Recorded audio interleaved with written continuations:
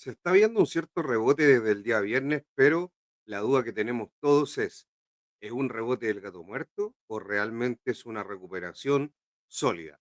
Vamos a ver qué es lo que pasa ahora en la presentación para poder dar un poco de respuesta a este interrogante que muchos nos estamos haciendo, sobre todo en los niveles técnicos, en donde ya ha llegado el índice de S&P 500 y también algunos otros activos que nos pueden estar diciendo qué es lo que está pasando. Así que vamos de inmediato con la presentación. Espero que les guste y se puedan quedar. Y acá estamos justamente ya, disculpen, el martes 25 de marzo, en donde el sentimiento de mercado, la verdad es que ha ido mejorando bastante y ya no estamos en zona de miedo extremo, sino que estamos en zona de miedo. No digamos que es la mejor lugar donde podría estar el indicador ni que es el mejor sentimiento del mercado, pero tal como se los dije en un momento, generalmente cuando hay miedo extremo, este tiende a durar un tiempo y luego se tiene que recuperar el sentimiento en algún momento. Eso va a depender mucho de lo que se esté viendo en la macroeconomía, lo que se esté viendo con los aranceles en particular, así que eso vamos a tratar de irlo despejando un poco. Pero lo importante es que pasamos de una zona de miedo extremo a una zona de miedo de 22 a 29. Y acá podemos ver cómo de este mínimo que podemos ver acá abajo en la línea de tiempo, hemos subido, pero todavía no a niveles de mucha confianza, así que mucho ojo. Pero estos contrarian sentiment pueden ser importantes para ver si es que tenemos un cierto rebote. Y otra cosa que nos interesa para ver si es que podemos tener un cierto rebote o no, es justamente los niveles de opciones, en donde como muchos ya saben, sobre todo en los índices y también en ETF, las opciones tienen una preponderancia en este mercado muy, muy importante, en donde esta famosa resistencia cuantitativa por niveles gamma o esta famosa call wall está en 6.000 puntos, digamos, en la parte superior, es donde hay un nivel muy alto de concentración de opciones y también y esto, perdón, se mantiene igual que antes. Hay que recordar también que hace un tiempo atrás estamos viendo niveles más altos, 6.100, 200, 6.500 en un momento, pero ahora el mercado se ha centrado en este nivel de los 6.000 puntos como una zona máxima por el momento en donde podría llegar el índice. La resistencia diaria o la call wall 0DT, básicamente la de las opciones del día de hoy, estaba en 5.800 puntos. Recuerden este nivel para posteriormente, cuando veamos el gráfico, mientras antes se encontraba en 5.740 y esta subió, por lo cual esto es positivo ya que a pesar de que la resistencia principal se mantiene, la resistencia diaria, que es la que está sujeta más a movimientos, por supuesto que subió y eso nos indica que se podría estar viendo una cierta recuperación. La put wall, por otro lado, subió de 6.650 a 6.000, perdón, 5.650 a 5.750. Por lo tanto, también ahí vemos también que sube esta putwall, pero también el soporte diario eh, se va a 5.600 puntos versus el 5.650 que teníamos anteriormente. Por lo tanto, hay un cierto movimiento de cómo se han ido distribuyendo estas posiciones y los volatility trigger que estaba en el de más de un día, digamos, estaba en 5.835, cae a 5.715 y el volatility trigger diario estaba en 5.660 y cae a 5.635. Y esto sí es positivo porque como muchos ya saben, pero si no se los puedo explicar, es muy simple porque esto daría para un video completo explicando con detalle todos estos niveles, cómo funcionan, por qué existen, etcétera.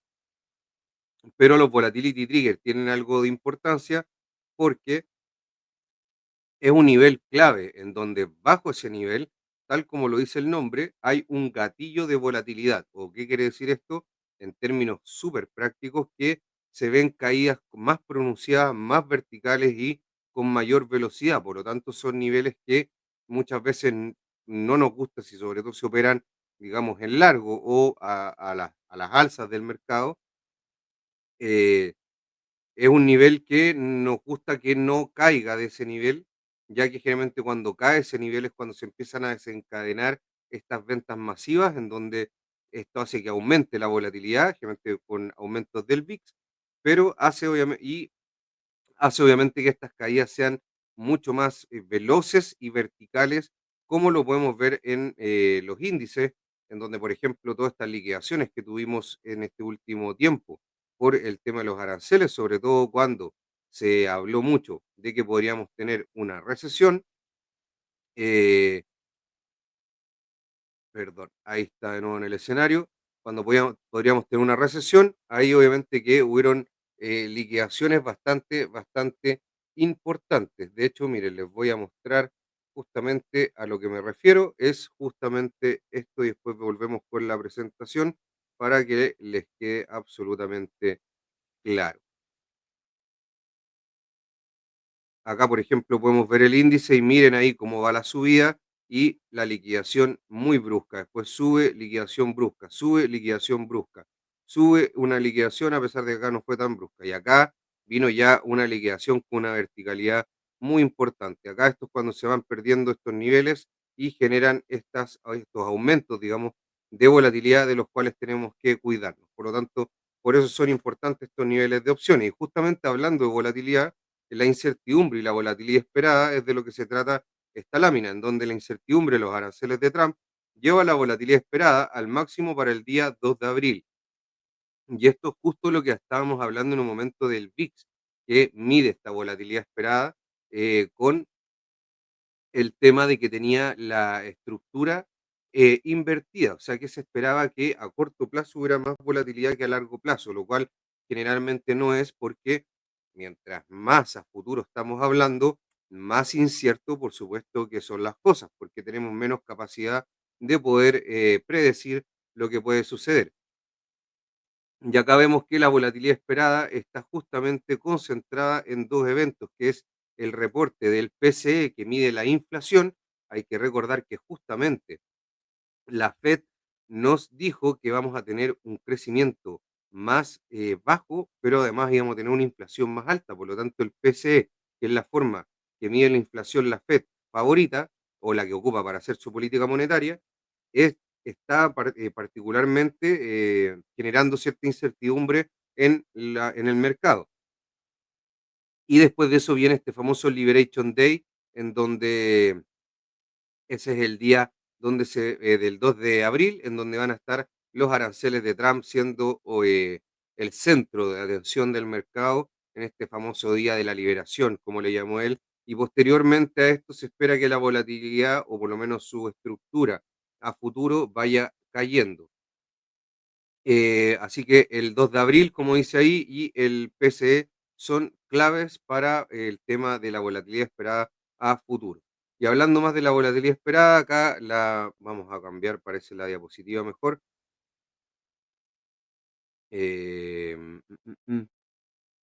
No, la vamos a dejar ahí para que puedan ver la diapositiva completa, se estaba cortando mucho, en donde justamente acá nos dice la mesa de derivados de Goldman Sachs, que esta semana el tema principal en el mercado de opciones fue la caída fuerte y constante de la volatilidad, justamente medida por el VIX. El VIX bajó 8 puntos desde el lunes pasado, aunque el S&P 500 apenas subió menos de un 1%. Y esto obviamente nos está diciendo que se está dejando, porque la volatilidad esperada del VIX es un producto financiero. Entonces acá nos está diciendo el mercado que se dejó de pagar por esta protección y nadie tiene demasiado interés en cubrirse ahora mismo. Y esto también tiene mucho que ver con que están todas estas malas noticias ya incorporadas en los precios que están en el mercado. Acá nos dice que la volatilidad implícita de un mes del S&P 500 está en 17, muy en línea con el nivel que está ahora. Y eso es mucho más baja que el 23 de hace una semana. El mercado espera que el S&P 500 se mueva solo un 2% hasta el próximo viernes 28 de marzo, en donde justamente vamos a tener este famoso PCE. Así que se espera un movimiento implícito de solamente un 2% durante la semana, bastante poco, y posteriormente a eso se debería liberar un poco este movimiento por lo que les decía yo, estos temas de volatilidad.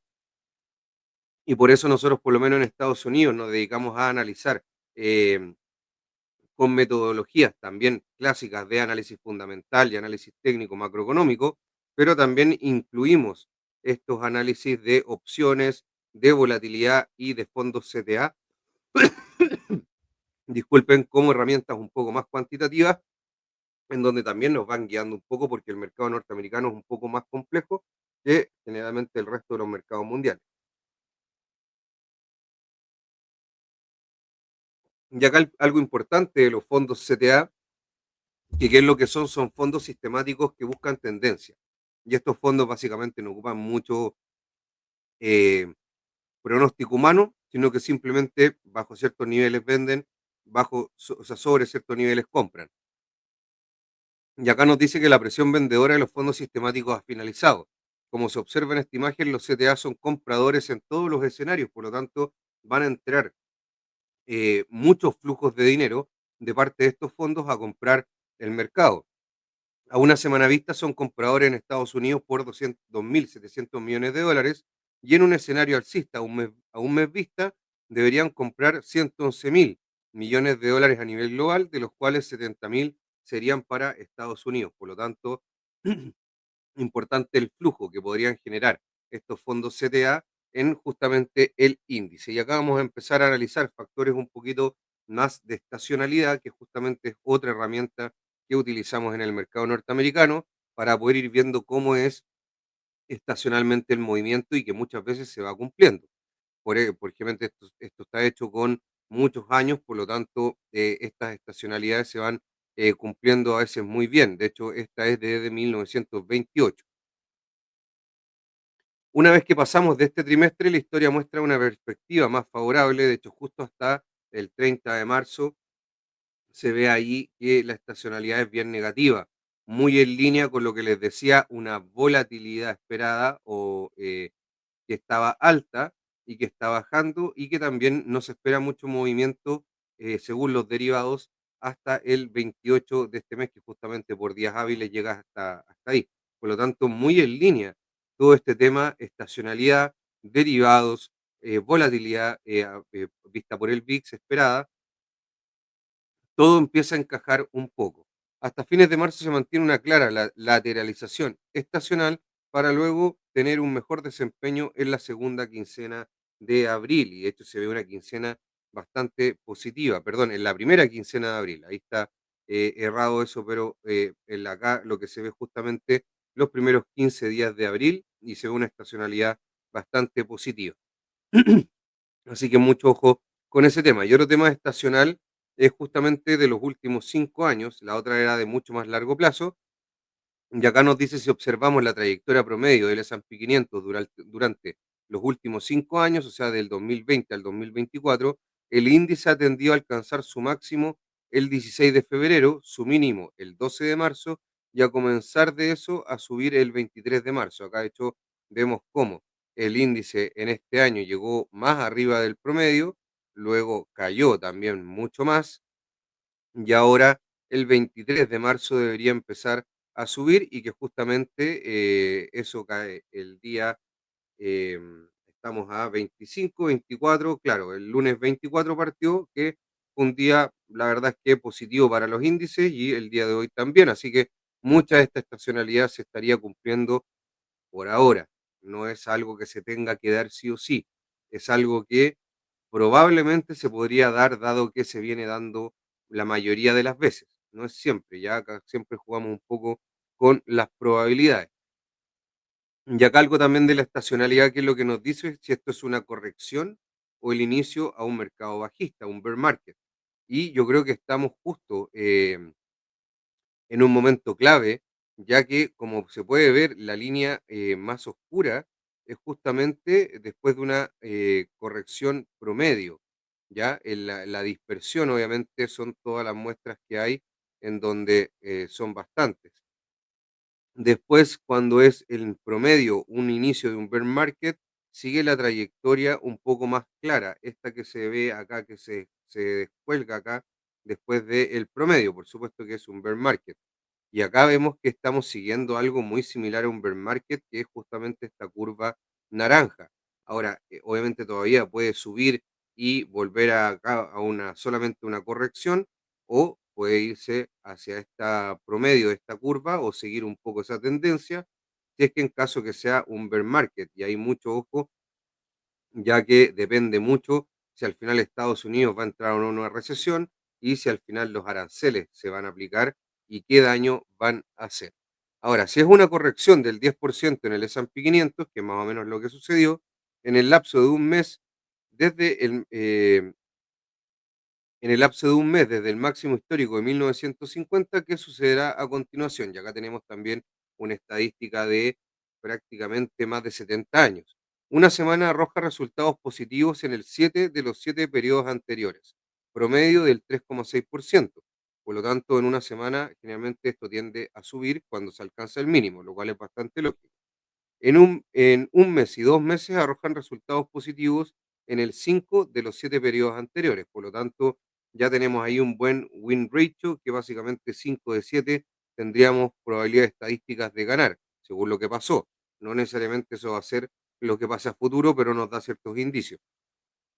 Y después, sin embargo, arroja resultados positivos en 7 de los 7 periodos anteriores sobre una base de 3 meses. Así que mucho ojo, ya como en un poco más de largo plazo, que podrían ser buenos momentos para comprar en caso de que sea una corrección.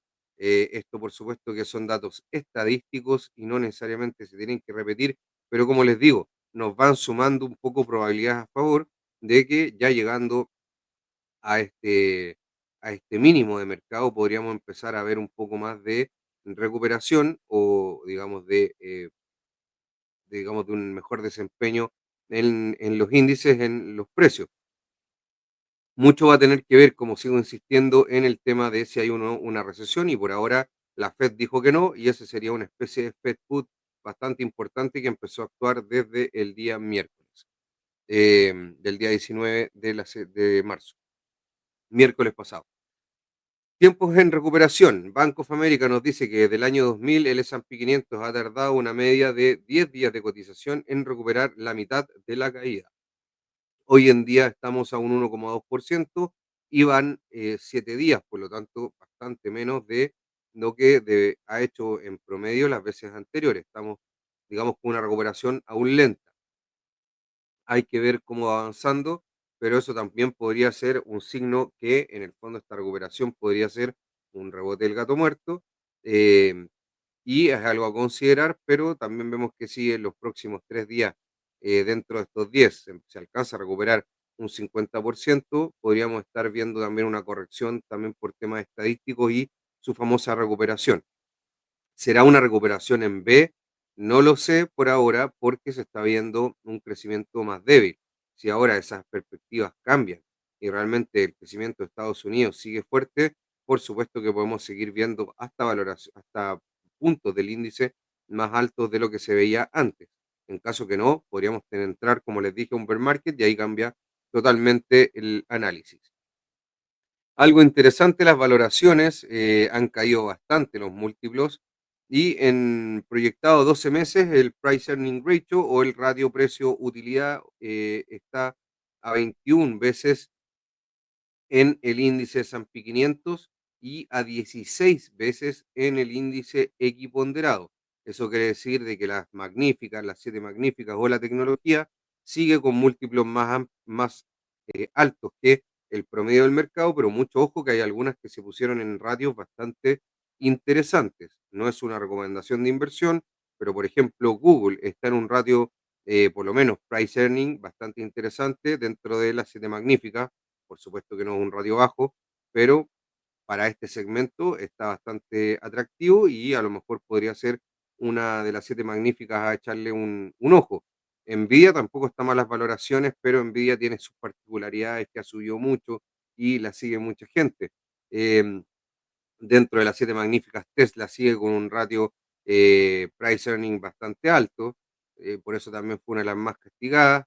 Y en Microsoft, por ejemplo, o Apple, obviamente el ratio cae, pero la verdad es que han venido con crecimientos ya más estancados. Así que hay que tener ojo ahí con las 7 magníficas. Bueno, si necesitan ayuda más en detalle, lo podemos conversar, pero ahora es solo informativo, pero No es una recomendación, simplemente hay algunas de las 7 magníficas que se están poniendo a precios, con un buen perdón, a buenas valoraciones en ratio price earning, y obviamente habría que ver ahí en qué segmento están, cuál es el crecimiento que se espera. No todo el crecimiento de las 7 magníficas es igual, así que hay que ver ahí todos esos factores y también cómo encaja en tu portafolio de inversión. Resultados de esta semana, la verdad es que no hay resultados tan llamativos en empresas que sean, digamos, de peso, en los índices que tengan un peso específico importante, pero está la llamativa GameStop, que entregó resultados y al parecer no le gustaron tanto al mercado, a pesar de que tiene una buena caja para invertir, dicen, pero más que nada es una acción llamativa por lo que genera, digamos, esta acción meme de GameStop. Esta semana en macroeconomía tuvimos datos bastante importantes en donde acá tenemos tuvimos, perdón, los PMI de la agencia S&P Global, en donde tuvimos el PMI de manufactura que tuvo un valor de 49,8, prácticamente en los 50, pero más bajo. Y hay que recordar que los PMI más bajo de 50 significa contracción y sobre 50 expansión. Por lo tanto, quedó, como se dice ahí, al límite. Está pasando con un 3,9 la nota del el PMI de la agencia S&P Global, y a pesar de que los PMI más importantes son de la agencia ISM, pero en este momento nos importan bastante, porque como justamente se ve por lo que dijo la Fed, una economía norteamericana que va a crecer menos de lo que se esperaba en la reunión anterior de diciembre, obviamente que vemos que un PMI positivo es algo bueno. En el lado de los servicios, la verdad, bueno, perdón, para cerrar el PMI de manufactura, dato 49,8, el forecast o el esperado era 51,9, por lo tanto bajo lo esperado, y por supuesto que eso no es positivo, y bajo el dato previo que era de 52,7, por lo tanto claramente han venido decayendo los PMI de manufactura, medidos por la agencia S&P Global. Hay que recordar que lo mía S&P Global e ISM, que esos son un poquito más pesados para el mercado en cuanto a lo que generan de movimiento. El PMI de servicios de S&P Global, que es muy importante, servicios es la gran parte de la economía norteamericana, tres cuartos prácticamente, nos dijo que el dato actual fue de 54,3, claramente en expansión y recuperando, ya que el dato previo fue de 51 y el esperado era 51,2, por lo tanto, ahí muy, muy bien el PMI de servicios que nos entrega esta agencia S&P Global. Y el día de hoy tuvimos confianza del consumidor, en donde el dato previo fue de 100,1, el esperado era de 94,2 y el dato fue de 92,9. Y la confianza en el consumidor viene bajando, y eso por supuesto que no es positivo, ya que también estamos hablando de un 70% de la economía norteamericana se basa en consumo. Por lo tanto, si el consumo y la confianza perdón, no si el consumo, si la confianza del consumidor decae, empieza a generar menos consumo, y eso por supuesto que apega en el tema de justamente el consumo que hay para el PIB, como insumo del PIB del crecimiento. Como les digo, gran parte de la economía norteamericana está basada en consumo. Em, y acá otro dato ya importante, son las ventas de viviendas nuevas, ¿sí? New Home Sales, en donde fue menor que el esperado, por lo tanto vemos ahí todavía, disculpen, al sector el sector inmobiliario un poco en contracción, en donde sigue, de hecho, no, fue un dato un poco mejor al anterior, por lo tanto no está contrayéndose el dato, está todavía expandiéndose, está subiendo, pero menor que el esperado. Por lo tanto, sigue ahí un poco, todavía no está con una recuperación clara, digamos, el sector inmobiliario, por lo menos mirado por estas ventas nuevas de vivienda. Y acá vemos un poco ya los datos desagregados, en donde el PMI manufacturero estadounidense cayó a 49,8 en marzo, desde el 52,7 en febrero, incumpliendo las expectativas del mercado de 51,8, tal como sale acá en el gráfico, pero obviamente estuvo en niveles mucho peores en lo que viene del 2023, prácticamente después de septiembre del 2023. Acá la parte de servicios, en donde el PMI de servicios de Estados Unidos ascendió a 54,3 en marzo, máximo de 3 meses, y desde los 51 que tuvo en febrero, y superando las previsiones de mercado, y acá vemos cómo está, digamos, con una parte mucho más expansiva, casi siempre sobre 50 el PMI de servicios de la agencia S&P Global. Y el PMI compuesto estadounidense subió a 53,5 en marzo desde el mínimo de 10 meses de 51,6 registrado en febrero. Por lo tanto, la economía norteamericana en general, este el compuestos, está en expansión según estos PMI. El compuesto obviamente es el de servicio, ponderado por el de manufactura por sus respectivos pesos. Confianza del consumidor, que fue el dato de hoy. El índice general de confianza del consumidor del Conference Board cayó a 100 puntos, punto uno, revisado al alza, cayó, perdón, de 100 puntos, 100,1 revisado al alza a 92,9 por debajo del 94 previsto. Y esto podemos ver claramente cómo viene cayendo la confianza del consumidor, muy influido por las políticas comerciales que han influido en la política económica de Estados Unidos, y esto obviamente traducido en palabras simples en los aranceles. Se trata del el cuarto descenso mensual consecutivo en la confianza del consumidor hasta su nivel más bajo desde enero del 2021. Peor, eh,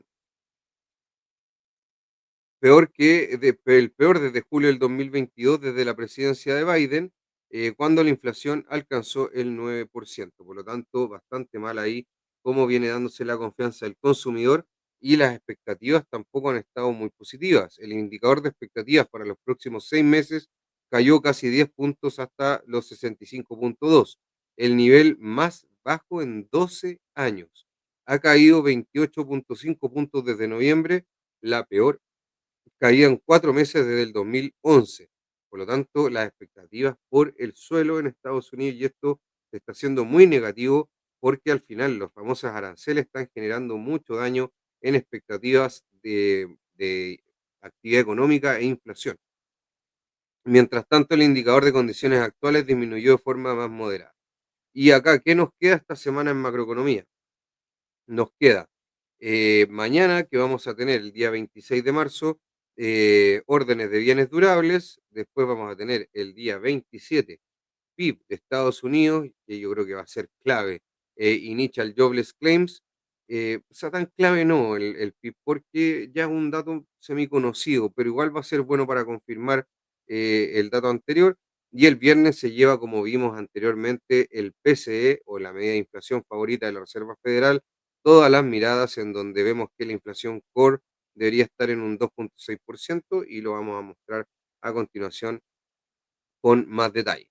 La proyección del PCE esperada, justamente en la headline, que es la con volátiles, se espera que mensualmente baje de un 0,33 a un 0,31, manteniendo la tasa anualizada en 2,5%. Mientras que la inflación core, o básicamente la subyacente o sin volátiles, sin energía ni alimentos, está en un 0,28% mensual, va a subir a un 0,34, y eso hace que suba la inflación core anualizada de 2,6 a un 2,7. Eso es lo esperado. Por supuesto que nos podemos llevar alguna sorpresa, y si es que esta es más baja de lo esperado, yo creo que va a ser una sorpresa positiva para el mercado, y podríamos tener un movimiento bastante importante. Y en caso contrario, vamos a ver ahí cuánto está incorporado en los precios, pero por supuesto que positivo no va a ser. Acá está la proyección del PIB, en donde básicamente la economía estadounidense se espera que se expanda un 2,3% anualizado en el Q4, o cuarto trimestre del 2024, el crecimiento más lento en 3 trimestres, inferior al 3,1 del trimestre 3 y al 3% del trimestre 2. El trimestre 1 del 2024 se creció un 1,6%, y el día jueves vamos a ver si se cumple este crecimiento del 2,3% anualizado para el último trimestre del año anterior.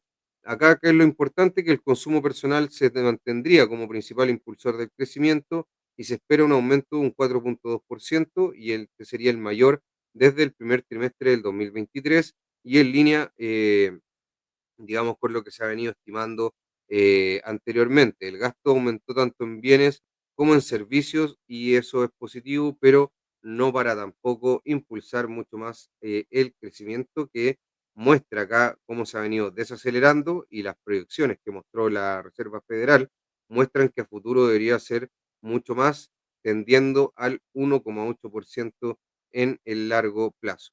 Eh, y acá básicamente un resumen en donde básicamente la incertidumbre el 2 de abril va a ser, como pudimos ver ahí, el máximo. Ya ahí va a estar todo concentrado, pero parte también va a ser el día viernes. El VIX vuelve a estar por debajo de los 20. Acá ya vamos a agregar un poco los gráficos. Los rendimientos los rendimientos de la curva de tipo están por debajo de sus máximos, el dólar está más débil, los datos duros se mantienen dentro de todos sólidos, eh, la rentabilidad, y lo hablamos también en un análisis de estrategia, lo que mostró el modelo GDP Now de la Fed de Atlanta estuvo muy influido por temas del oro y temas que en el fondo no responden tanto al tema de los aranceles. Las lecturas de Truflation, que también la hemos puesto en varios análisis, están siendo muy bajas. Las negociaciones entre Ucrania y Rusia están siendo digamos, un hecho de que avanza hacia la paz. El proceso de reducción del balance, el famoso quantitative tightening, que ya justamente lo revisamos para el video del especial de bancos centrales de la Fed, se está desacelerando, por lo tanto ahí la Fed va a dejar de sacar un poco ahí de, no sé si liquidez en el mercado, pero reservas bancarias, pero igual en el fondo terminan siendo un factor que se empieza a frenar esta reducción del balance de la Reserva Federal. Se esperan estímulos fiscales globales, sobre todo por Alemania y por China, que siempre son un factor. El posicionamiento del mercado fue fuertemente depurado. De hecho, en algún momento vimos cómo reventaron muchas posiciones de instrumentos apalancados, que eso justamente esta famosa depuración de todo este leverage o creación de liquidez artificial con apalancamiento. Por lo tanto, en el corto plazo no es tan fácil tener eh, un sesgo tan ya bajista, sobre todo después de lo que ha pasado, a menos que el PIB, como les digo, se desacelere mucho y pueda empezar a mostrar una posible recesión. Eso es más o menos resumiendo lo que venimos viendo, ya que los datos duros, sobre todo macroeconómicos, no están siendo exclusivamente malos. Acá vemos el desempeño del S&P 500, en donde tuvimos esa gran caída por todos estos aranceles de Trump. Justamente acá se perdieron volatility triggers y ¡boom! Empezó una corrección que prácticamente fue desde máximos en casi los 6.150 de un 10%, corrección típica, pero justamente estamos acá recuperando la media de 200 sesiones y vamos a ver si esto al final fue corrección o inicio de bear market, aún no lo sabemos.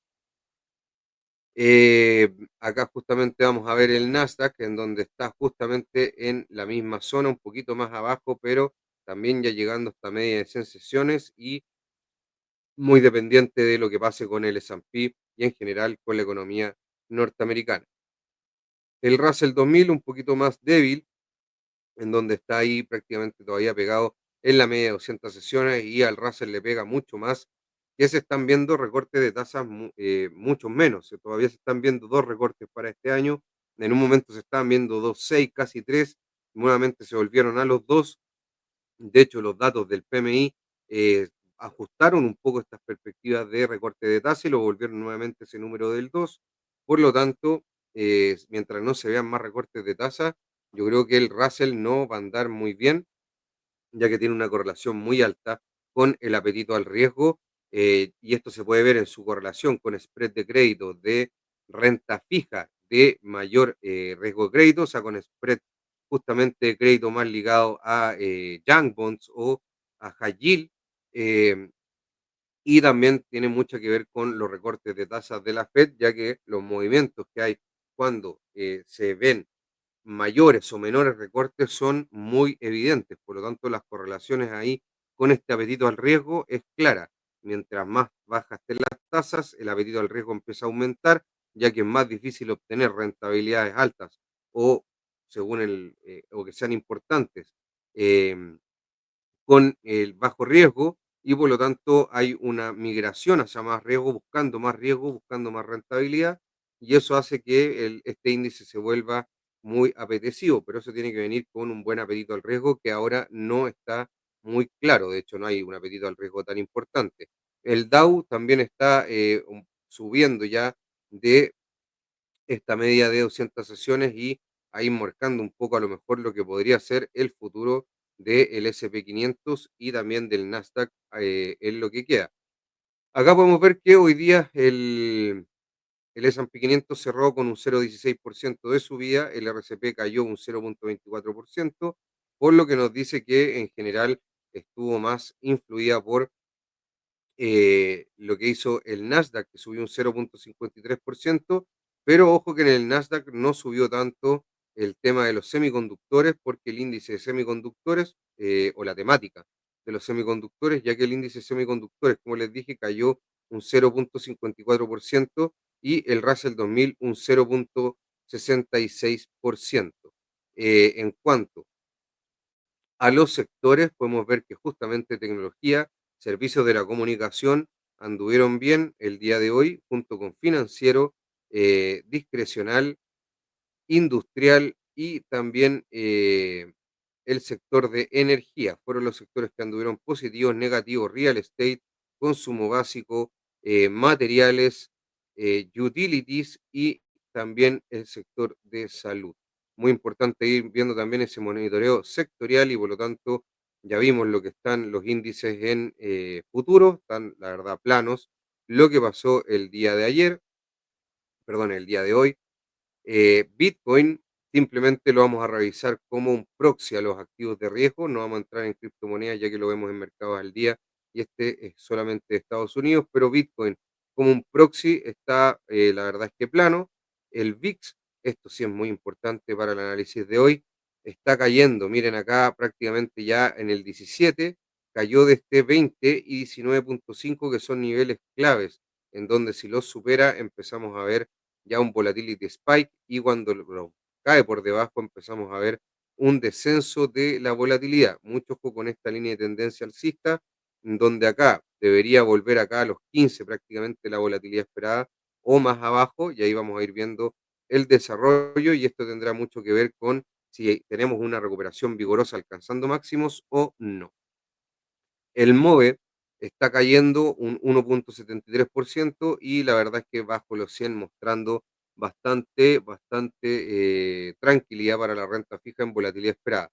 El índice de XY está ahí en la media de 100 sesiones en el 104,215 y en donde vemos cómo recuperó posterior a la reunión de la Reserva Federal, en donde ahí Jerome Powell y la Reserva Federal, el FOMC, entregaron sus proyecciones de crecimiento y por lo tanto estamos viendo acá un dólar que se está fortaleciendo, ya que se ve una economía norteamericana débil con respecto a lo que se venía esperando, pero no tanto como para una recesión. Eso es lo que está poniendo por lo menos ahora en precio el mercado.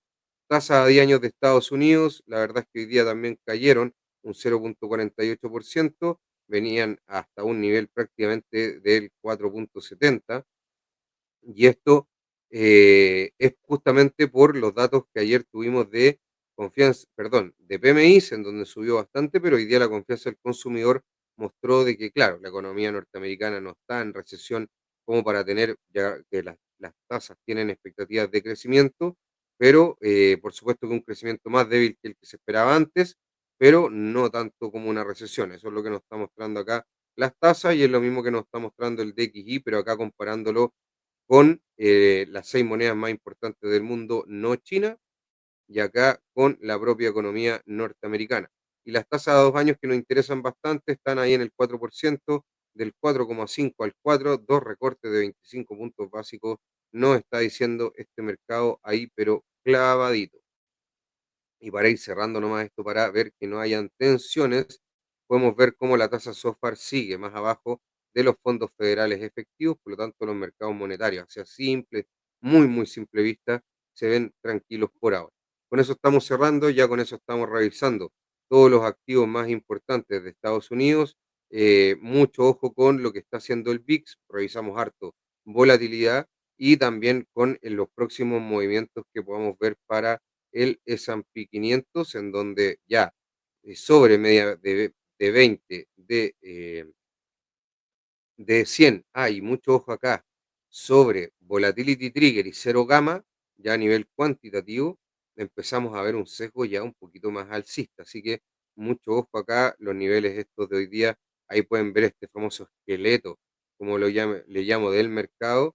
Hagamos ver cómo se va comportando muy, muy bien con los niveles de opciones, pero muchos de estos también se van moviendo día a día, pero hay niveles bien referenciales que estamos mirando siempre. Esto realmente lo revisamos harto en el Mercados al Día, en donde vemos todos los días cómo se mueven. Miren ahí también las opciones para el mercado norteamericano. Así que ya con eso me despido, que estén bien. Nos vemos hasta la próxima y sigan viendo el canal, ya que tenemos mucho contenido para todos ustedes. Chao, chao, chao, chao, chao.